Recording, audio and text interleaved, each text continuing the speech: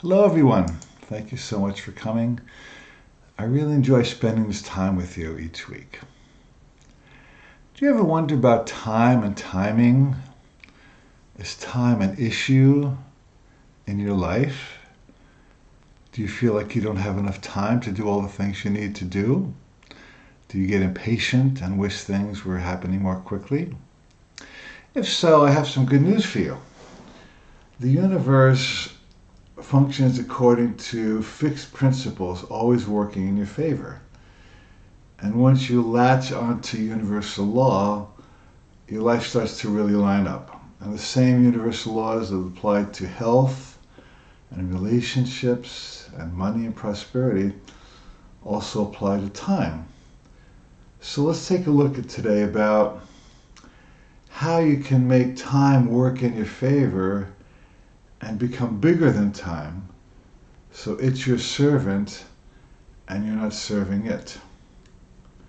Now, 2,500 years ago, the Chinese philosopher Lao Tzu said that the universe really is like a big river, and he called this the Tao. He said there's a flow to life, and when you're in the flow, everything happens organically and naturally and easily. When you're out of the flow, everything kind of backs up on you and nothing works. So his suggestion was to get back into the flow if nothing is working. And I've tried this and I have to tell you that it works. Now, when you're in divine order and divine timing, same thing. So there's no need to fret or worry or hurry because everything is confluent in your favor. And I heard a cute story about a woman who was driving to meet her therapist for her weekly therapy appointment. And she was late and there was traffic. And she finally got onto the road that led to the therapist's house. And she got behind a very slow driver. And she was tooting her horn and waving and hoping the person would pull aside, but she didn't. It was just one lane on each side. And finally, she found an opening to pass. And as she passed, she looked over at the other driver, and it was her therapist. So even if she had gotten there earlier, she wouldn't have met her therapist. Her therapist was on the same schedule as she was. So when you're lined up with time, things that seem impossible or difficult start to work in your favor. And you have to recognize that time is a function of consciousness. There really is no time in spirit or in God. It's really a function of the human ego. So as you change your consciousness, time changes with you. You've probably had the experience of running late and worrying, and the more you worry and hurry, the more red lights you hit, and the more construction you hit, and you get later and later, and you get more and more balled up. On the other hand, when you've had other days when you're in the flow and you're not worried and you feel like you just have plenty of time and you get all the green lights and there's no construction, no traffic, because the world that you see is a function of the consciousness you're holding to see it. And that includes time. So time is really like rubber. It expands and contracts with the consciousness you're holding and how you're regarding it. Now, I've actually had time miracles where things that could not possibly have happened at a given time happen because rubber time expanded with my consciousness. For example, years ago, I had just moved from New Jersey to Hawaii, and I needed to send a package to my assistant who was still working for me in New Jersey. And so one Saturday morning, I taped out my package and I went down to the post office, and the agent told me that it was not properly taped. I would have to tape it better if they were going to send it. So I looked at the clock. It was 11:45, and the post office closed at 12. And at that time, they didn't sell tape at the post office. You had to go out and get it. I thought, well, there's no way I'm going to go out and buy tape and take the package and come back in 15 minutes. It's impossible. The store was blocks away and there was traffic lights and traffic. But I thought, let me do an experiment. Let me just flow and trust. Those are two big words, aren't they? And I'll do what I need to do without worry, without hurry, without stress. And if I get back to the post office in time to mail it, great. If not, I'll just come back on Monday. So I got in my car and I drove through town, through traffic, through several traffic lights to this mall, parked my car, walked calmly and peacefully into the mall. I went way to the back of the department store, found the packing tape, I bought it, peacefully got in my car, and drove peacefully, gently, easily, lovingly back to the post office. And to my amazement, it was still like 3 minutes to 12. And when I thought about what I had to do in order to make that happen, it was really impossible on a logistical level.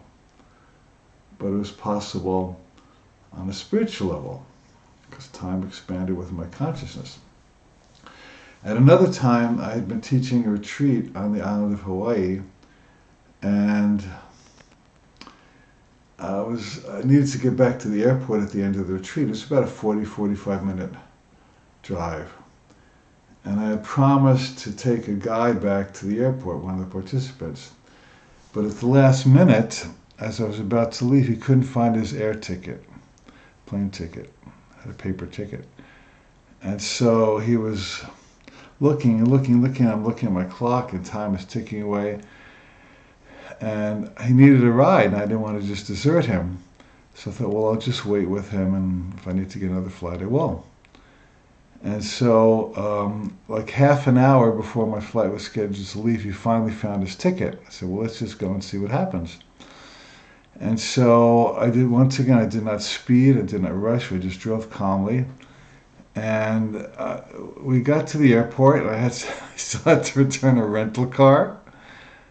And I did, and I went to the plane, and they were just about to close the door. And so really something I should have taken at least a half an hour, 1 hour to do that whole process, got accomplished in less than in about half an hour. How did that happen? It was a time miracle.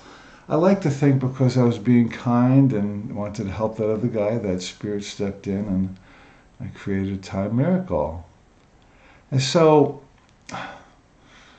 you see, the universe rearranges itself to accommodate our picture of reality. So if you want, you don't have to go into deep time management or stressing or manipulation. You just have to change your consciousness.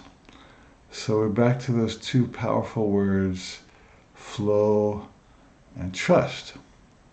Now there's another element here I want to highlight. And that's that sometimes when you have an intention, you want to help, you want to live a divine life, you plant seeds and they sprout later. And so you may do something, maybe you're trying to get healed, and you take up yoga, you take up a better diet, you take up exercise, and you're not seeing results, or you're trying to change your relationship with somebody that's been difficult. And you're starting to do new things, you're starting to love, you're starting to forgive, you're starting to release, you're starting to bless. And you're not seeing any change. Well, you have to trust that the seeds you're planting will sprout. And they don't always sprout immediately. You may plant a seed and it takes, a week before the little green leaf starts to pop out of the soil. But there's a gestation period. And there are things that are working below the surface of consciousness that are actually heading you towards your goal. And A Course in Miracles says that when you do a miracle, which means an act of love, an act of integrity, an act of alignment with spirit, it may go on to touch many people you'll never hear about. And it also may not happen in the time you expect. So many years ago, as a teenager, I took up Judaism. And I practiced Orthodox Judaism for like 7 years. And then the meaning of the religion wore off for me. And whereas I'd previously been quite devoted and very strict with the rituals, I just didn't get it anymore. It felt like it was an obligation. It felt heavy. And so I remember there was one holiday when you were supposed to fast, not eat for 24 hours. And I remember sitting at home by myself, really feeling hungry and wishing I could eat. But I didn't know why I was fasting. And the only reason I could come up with was religion said I should do it, and if I didn't do it, I would go to hell if I ate. And I realized that fear was not a good reason to do a religion. And fear was not a good reason to do anything. And I did something very bold. I let go of the fast, and I ate a piece of cake, and quickly I let go of Judaism. I was done with it. And I went off and I began to explore my spiritual path. I went to Christian services and Zen and Sufi dancing. I traveled to Europe and hiked around with a backpack. It was really fun. And that was the beginning of my spiritual path. It was the end of my religious path and the beginning of my spiritual path. Now, not to say you can't be spiritual and religious. A lot of people are. A lot of people have meaning in their religion. But for me, I was done with that phase. So many years later, like 30 years later, I told this story at a retreat. And at the end of the retreat, this man came up to me and he said, you know, coming to this retreat has changed my life, and your books have changed my life. And he said, I just want to thank you for eating that cake. Now, what did he mean by that? What he was saying was, because you had the courage to do an act of spiritual faith, not so much religious faith, but spiritual faith, that led you to a whole series of events, your books and your workshops, that led me to be here with you and have a life-changing week.